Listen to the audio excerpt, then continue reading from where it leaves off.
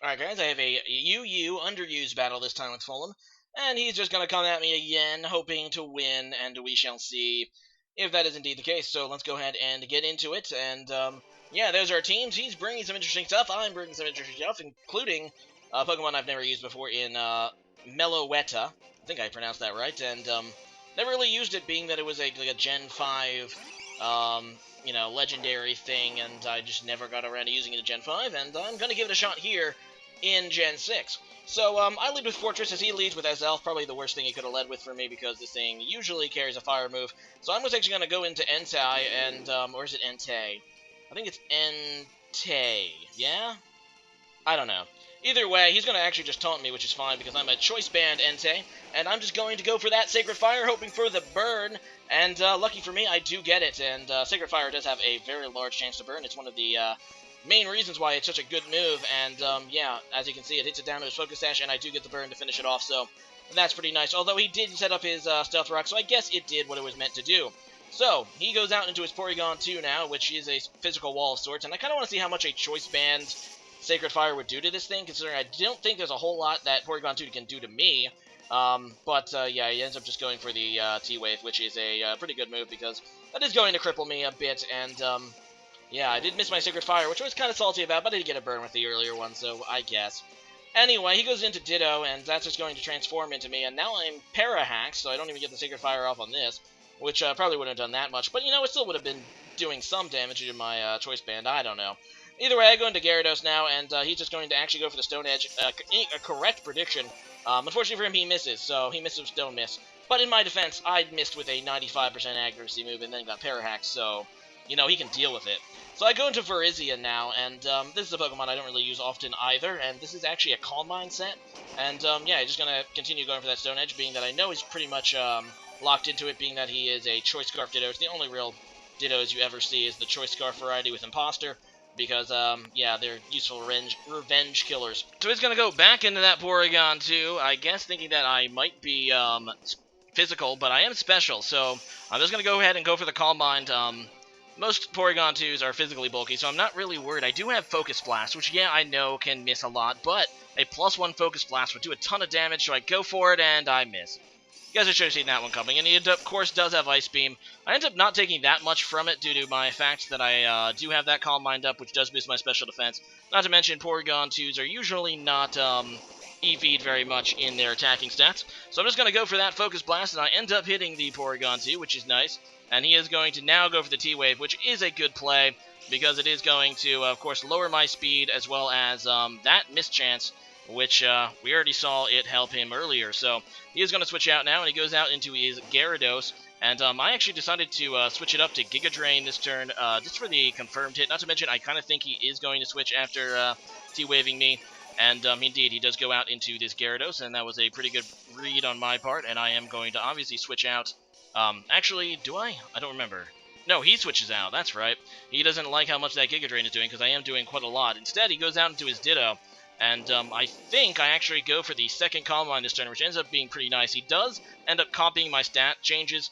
However, now I do have a Calm Mind, and he can't set up additional Calm Minds because he is Scarfed. So if he tries to go for Calm Mind, obviously he's locked into that, so that he doesn't want to do that, and he is going to switch. Although I know he does know my complete moveset, though, and he is going to try to take advantage of that, going into his Heracross, knowing that I only have a Fighting and a Grass move. Unfortunately, I do take that Para-Hacks right there, and he goes for the close combat. I'm hoping to get a hit off, you know, a Giga Drain would still do decent damage to this due to his defense drop, or special defense drop, but unfortunately I get the Para-Hacks again, so yeah, Para-Hack's doing a lot of work here, and I'm just going to get 2 KO'd from close combat, which kind of sucks due to the fact this thing does have Moxie. However, I do have my own Choice Scarfer, and that is my Meloetta, which does have more base speed than Heracross, and due to the fact that I am Jolly, I know for... Sorry, not Jolly, I'm Timid, probably.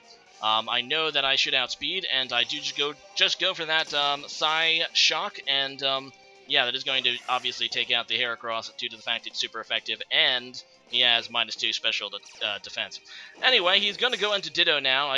Partly to scout my set, I would imagine, and looking at my set, I think he's probably just going to try to go for a, what is it, the voice attack. The Hyper Voice, that's the one. And I just go into Fortress, which actually doesn't take it as well as I would like. Hyper Voice is still a very powerful move, but I do take it okay, and this is now my opportunity to set up Stealth Rock, so that's what I'm going to do. And he is actually just going to switch, which actually works out. He ends up going to Porygon 2, which, yes, he is going to be able to heal on my Fortress, but, I mean, I have Stealth Rocks, I do have Rapid Spin, and I also have Spikes, so I figure, you know what, if he wants to try to heal his Porygon 2 against my Fortress, I'm just going to set up. I'm going to set up as many hazards as I can. I'm going to get rid of his hazards, and it'll just be, you know, a happy day. So he does go for that recover, which is a good play because Porygon 2 really wouldn't have had much opportunities to heal against pretty much anything else on my team except for this. So that was a decent play, and here he is going to just recover again, trying to get close to full health, well, to full health, and he does, so that's good for him, as I'm just going to set up a layer of spikes now. I figure that, you know what, this is good for me. I'm just going to set up all the hazards I can. It'll negate partly your healing on Porygon 2, because next time your Porygon 2 switches in, it's going to take some nice entry hazard damage, so there you go. Anyway, he does go into Alakazam now, which isn't going to take entry hazard damage due to the fact it has Magic Guard. But yeah, I do get that. I think second layer spikes off, and I'm just going to go for the Gyro Ball against this thing. I'm kind of hoping that due to the fact I have very good defenses, I can take a Focus Blast, and I do. Don't take it very well. I'm down to 13 HP, but this thing will not take a Gyro Ball, so get out of here, Alakazam. So he's going to go ahead and try to go into his Gyarados now, which is going to take additional damage from Stealth Rock, so that it isn't affected by Spikes. But looking at that HP, I'm just going to go for the Gyro Ball in case he tries to set up Dragon Dance, and he does, so there you go. I'm hoping that I can kill it with the Gyro Ball after the Dragon Dance, but unfortunately he does survive thanks to his resistance, but only slightly. It puts him in a situation that he has to finish me off, which is the situation I wanted him to be in. If he tries to set up again, obviously I'm just going to kill him with Gyro Ball. And because Gyarados has less base speed than Meloetta, I do have a, revenge kill for this Gyarados, so yeah, I'm just going to go ahead and do that and go back into my Meloetta as, basically he can't stay in against it. Well, he will just die if he does. He does get his Moxie, though, so he is a +2/+1, a normally dangerous combination, but my Meloetta is going to scare him away due to the fact I am faster. So, yeah, he ends up actually switching out, which is something I wasn't expecting. Actually kind of pointless, because I don't think he has a way to get rid of Stealth Rocks at this point, and he's just going to die coming back in, so whatever.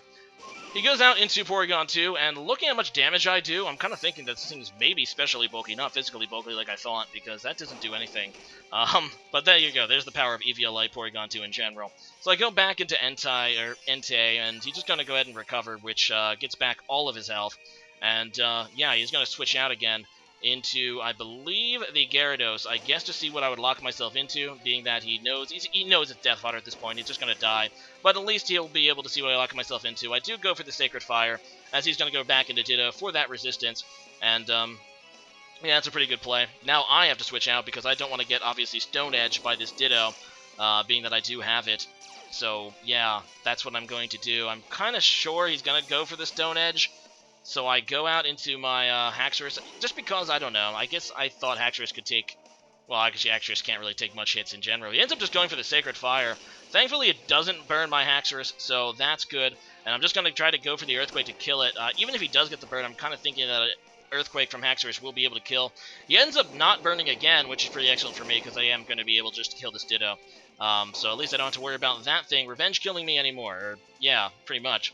So, yeah, he goes out into Porygon 2 again, which is going to trace my Mold Breaker. I'm just going to get damage on it. I am Life Orb, and I know he has Ice Beam, so I'm pretty much know I'm going to just die. So I'm just going to try to get damage.